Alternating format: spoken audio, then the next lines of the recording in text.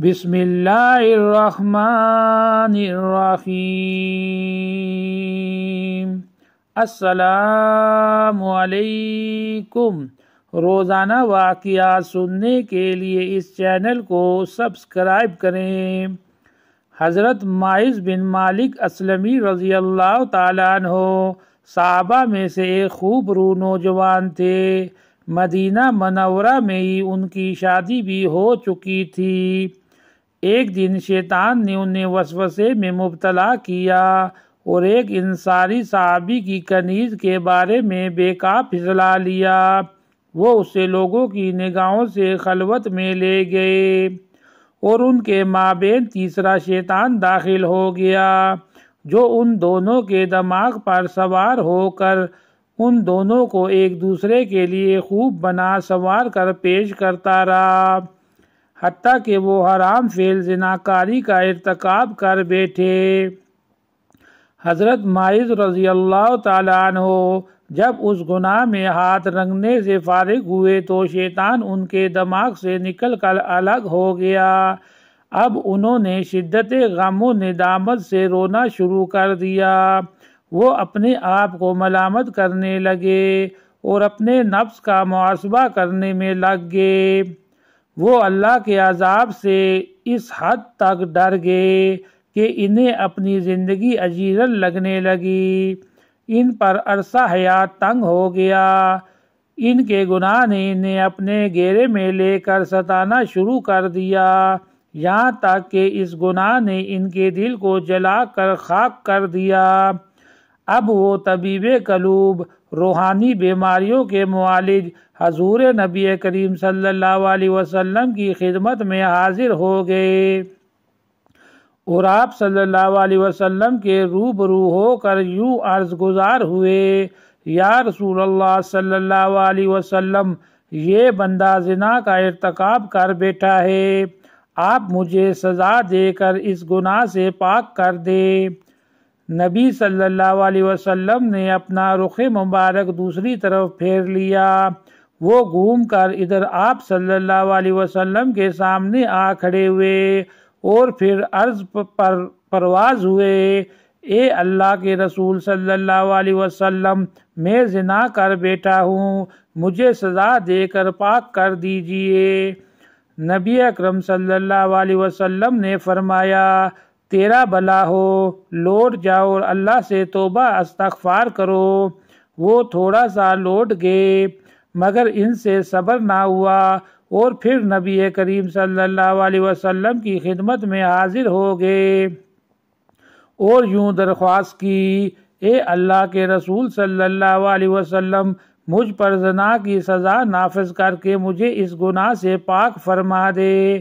نبی اکرم صلی اللہ علیہ وسلم نے سرزنش کرتے ہوئے فرمایا: تیرا بھلا ہو، لوٹ جاؤ اور اللہ کے حضور توبہ تائب ہو جاؤ اور اس سے مغفرت اور بخشش مانگو۔ راوی کا بیان ہے کہ وہ واپس لوٹ گئے اور تھوڑی ہی دور گئے، مگر پھر فوراً لوٹ آئے اور گریہ زاری کرنے لگے: اے اللہ کے رسول صلی اللہ علیہ وسلم، مجھے پاک کر دیجئے۔ نبی کریم صلی اللہ علیہ وسلم نے غصے کے ساتھ زوردار آواز سے فرمایا: تیرا برا ہو، تمہیں کیا معلوم ہے کہ زنا کیا ہے؟ پھر حضور صلی اللہ علیہ وسلم نے حکم فرمایا کہ اسے ہمارے سامنے سے دور ہٹا دو، مگر وہ یکے بار ڈیگرے اور دوبارہ سے بارہ لوٹ کر آتے ہی چلے گئے۔ جب ان کا بار بار لوٹنا بڑھ گیا تو نبی کریم صلی اللہ علیہ وسلم نے ان کے خاندان اور قبیلہ کے لوگوں سے پوچھا: یہ نوجوان کہیں پاگل تو نہیں؟ لوگوں نے عرض کیا: یا رسول اللہ صلی اللہ علیہ وسلم، ہمیں اس میں کسی قسم کی کوئی بیماری نظر نہیں آئی۔ نبی اکرم صلی اللہ علیہ وسلم نے فرمایا: شاید یہ اس وقت شراب پیے ہوئے اور نشے کی حالت میں یہ سب کچھ کہہ رہا ہو۔ ایک آدمی اٹھا اور اس نے ان کے منہ کے قریب جا کر سونگھا تو اسے شراب جیسی کوئی بدبو محسوس نہ ہوئی۔ تب نبی مکرم صلی اللہ علیہ وسلم نے فرمایا: جانتے ہو زنا کیا ہے؟ انہوں نے عرض کیا جی ہاں، میں نے ایک عورت کے ساتھ ایک فعل حرام کا ارتکاب کیا ہے اور اس کے ساتھ وہی کچھ کیا ہے جو کوئی آدمی اپنی بیوی سے حلال طور پر کرتا ہے۔ نبی اکرم صلی اللہ علیہ وسلم نے ان سے دریافت کیا تم اپنی اس بات سے کیا کہنا چاہتے ہو؟ انہوں نے عرض کیا کہ میں یہ چاہتا ہوں کہ آپ صلی اللہ علیہ وسلم مجھ پر شرعی حد قائم فرما دیں اور مجھے اس گناہ سے پاک کر دیں۔ نبی اکرم صلی اللہ علیہ وسلم نے فرمایا ٹھیک ہے، اور اپنے صحابہ رضی اللہ تعالی عنہم کو حکم فرمایا کہ اس نوجوان کو رجم سنسار کر دیا جائے۔ چنانچہ انہیں رجم کر دیا گیا حتیٰ کہ وہ مسلسل پتھر لگنے کے نتیجے میں وفات پا گئے۔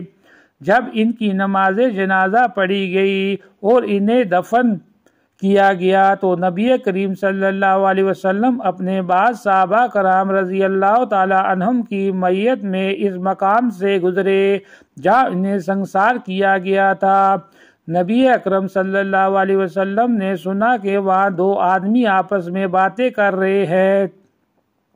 ایک شخص اپنے ساتھی سے کہہ رہا تھا اس آدمی کو دیکھو کہ اس کے گناہ پر اللہ نے پردہ ڈال رکھا تھا لیکن اس نے اپنے گناہ کو پردے میں نہیں رکھا اور کنکر و پتھر سے یوں سنسار کیا گیا جیسے کسی کتے کو کنکر و پتھر مار مار کر جان سے مار دیا جاتا ہے۔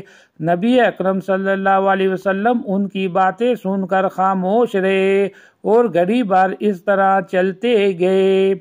آگے جا کر ایک جگہ مرے ہوئے گدھے کو پڑے دیکھا جسے سورج کی گرمی نے جلا رکھا تھا۔ اس کا پیٹ خوب پھول گیا ہوا تھا جس کے نتیجے میں اس کی ٹانگیں اوپر کو اٹھ چکی تھی۔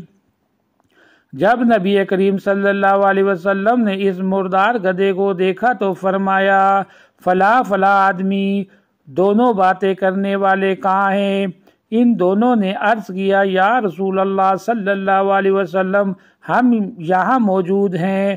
آپ صلی اللہ علیہ وسلم نے فرمایا سواریوں سے اترو اور اس مردہ گدھے کا گوشت کھاؤ۔ ان دونوں نے عرض کیا یا رسول اللہ صلی اللہ علیہ وسلم اس مردہ گدھے کا گوشت کون کھا سکتا ہے؟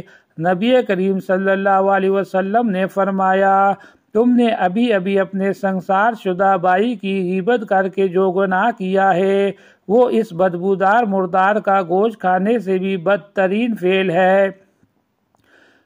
اس نوجوان نے ایسی توبہ کی کہ اگر اس توبہ کو پوری امت پر تقسیم کر دیا جائے تو وہ ان سب کے لیے کافی ہو جائے۔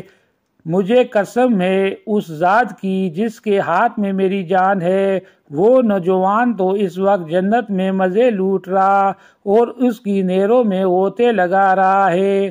حضرت ماعز بن مالک رضی اللہ تعالیٰ عنہ کی خوش نصیبی کے کیا کہنے، جی ہاں ان سے زنا کا گناہ تو سرزد ہوا، انہوں نے اپنے اور اپنے رب کے درمیان کا پردہ تو چاک کیا لیکن پھر توبہ ایسی کی کہ اگر ان کی توبہ کو پوری امت پر تقسیم کر دیا جائے تو ساری امت کے گناہ معاف کر دیے جائیں۔